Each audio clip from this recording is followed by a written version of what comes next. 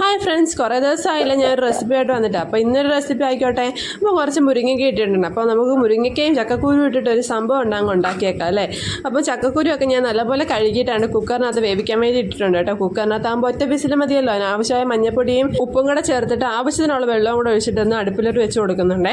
ഇനി നമുക്ക് മുരിങ്ങയ്ക്കയുടെ പണി തുടങ്ങാം. മുരിങ്ങയ്ക്ക ഞാൻ ഓൾറെഡി മുറിച്ച് വെച്ചിട്ടുണ്ട്. അത് നമുക്ക് രണ്ടായിട്ടൊന്ന് മുറിച്ചെടുക്കണം കേട്ടോ. നടുവേ പിളർന്നിട്ട് ഇഷ്ടമുള്ള രീതി വേണമെങ്കിൽ മുറിച്ചെടുക്കാം. ഞാൻ രണ്ടായിട്ട് മാത്രമേ മുറിച്ചെടുത്തിട്ടുണ്ട്. ടേസ്റ്റ് കൂടാൻ കൊച്ചുള്ളിയെ നല്ലതെങ്കിലും സവാള ഞാൻ എടുത്തേക്കുന്നത് കേട്ടോ. കാരണം എന്ന് പറഞ്ഞാൽ രാവിലെ കുത്തിപ്പൊളിച്ചിരിക്കാൻ സമയമില്ല.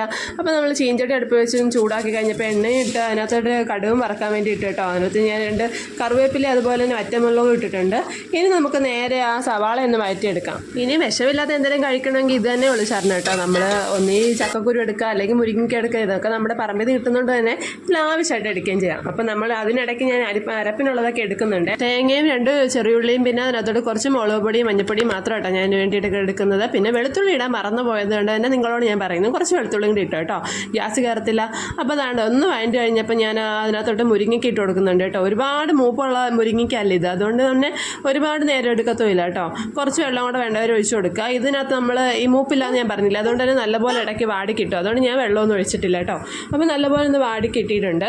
അപ്പോൾ ഈ മുരിങ്ങയ്ക്ക കാണുമ്പം എനിക്ക് ആ കുബേരനിലെ സീനായിട്ട് ഓർമ്മ വരുന്നത്. ആർക്കെല്ലാം അങ്ങനെ തോന്നുന്നുണ്ടെങ്കിൽ അത് കമൻറ്റ് ചെയ്തേക്കണേ. അപ്പോൾ ഞാൻ അതിനകത്തോട്ട് അരപ്പൂടെ തട്ടി കൊടുത്തിട്ടുണ്ട്. അപ്പോൾ അരപ്പൊടി ഇട്ടിട്ട് നല്ലപോലെ ഒന്ന് ഇളക്കി എടുക്കുന്നുണ്ട്.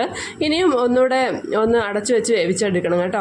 അതിനിടയ്ക്ക് ഞാൻ നമ്മുടെ ചക്കക്കുരു തട്ടിയിട്ട് കൊടുക്കുന്നുണ്ട്. ചക്കക്കുരു നല്ലപോലെ വെന്തിട്ടുണ്ടായിരുന്നു, ഒറ്റ വിസിൽ അടിച്ചിട്ടുണ്ടായിരുന്നുള്ളൂ. അപ്പോൾ ചക്കക്കുരിനകത്തും കുറച്ച് വെള്ളം ഉള്ളതുകൊണ്ട് തന്നെ ഞാൻ വേറെ വെള്ളം ഒഴിക്കേണ്ടെന്ന് വന്നിട്ടില്ല കേട്ടോ. അതിവിടെ ഇട്ടിട്ട് നല്ലപോലെ ഒന്നുകൂടെ ഒന്ന് ഇളക്കിയിട്ട് ഒന്നുകൂടെ ഒന്ന് അടച്ചു വെച്ച് ഒന്ന് വേവിച്ചെടുത്തു കേട്ടോ. ഇനി നമ്മുടെ അടപ്പ് തുറന്ന് നോക്കാം. നല്ല പെർഫെക്റ്റ് ആയിട്ട് കിട്ടിയിട്ടുണ്ട്. നമുക്കിനിയും കുറച്ച് കറിവേപ്പില കൂടെ ഇട്ടിട്ട് ഒന്ന് നല്ലപോലെ ഇളക്കി ഒന്ന് വാങ്ങിയെടുക്കണം. ഇത്രയേ ഉള്ളൂ കേട്ടോ ഇന്നത്തെ റെസിപ്പി. നല്ല സൂപ്പർ ആൻഡ് സിമ്പിൾ റെസിപ്പിയാണ്. എല്ലാവരും ട്രൈ ചെയ്ത് നോക്കണേ. അപ്പോൾ ഇതുപോലുള്ള വീഡിയോ കാണുമെങ്കിൽ എൻ്റെ ചാനൽ സബ്സ്ക്രൈബ് സപ്പോർട്ട് ചെയ്യണേ. അടുത്ത വീഡിയോ കാണാം. Tata bye bye, see U.